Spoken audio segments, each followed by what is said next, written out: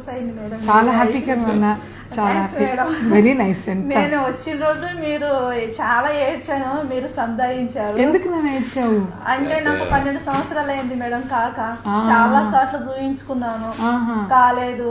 మీరు వచ్చాక చెప్పారు మేడం నాకు ఇట్లా అని, వచ్చిన రోజే ఏడిస్తే లేదు మీకు నేను చేస్తానని చెప్పారు, మంచిగా అయింది. సో నైస్, నాకు కూడా హ్యాపీ అనిపిస్తుంది అమ్మా.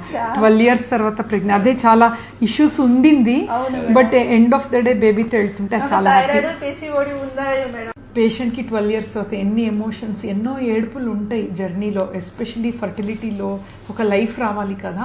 But end of the day ఆ ఏడుపుకి ఈరోజు ఒక హ్యాపీనెస్. అవునా చేసిన రోజు కానీ మీరు నా కళ్ళు దూర్చి ఏం కాదు ఏం కాదని మంత్రం, గాయత్రి మంత్రం చదువుతూ చేశారు మేడం. సో నైస్ అమ్మా, మాకు కూడా అంతే. Even we feel for patients అండి, వీళ్ళ లాంటి వాళ్ళది మన బ్లెస్సింగ్సే కదా. షీ కేమ్ క్రైయింగ్, ఈ బేబీ పెట్టేటప్పుడు కూడా she was crying. So today we're very happy అమ్మా మీకోసం, చాలా హ్యాపీ, సంతోషంగా ఉంది. చాలా సంవత్సరాలు అవును, చాలా మందితో చాలా మాటలు అనిపించుకున్నాం మేడం, దగ్గర వాళ్ళతో. అవును అవునమ్మా, ఇప్పుడు అందరికీ చెప్పొచ్చు నువ్వు కూడా మదర్ అయ్యావని. మన కంట్రీలో ఎంత పిల్లలు లేక ఉంటే బాధ ఉంటదమ్మా, పిల్లలు లేకపోతే చాలా బాధపడతారు మేడం.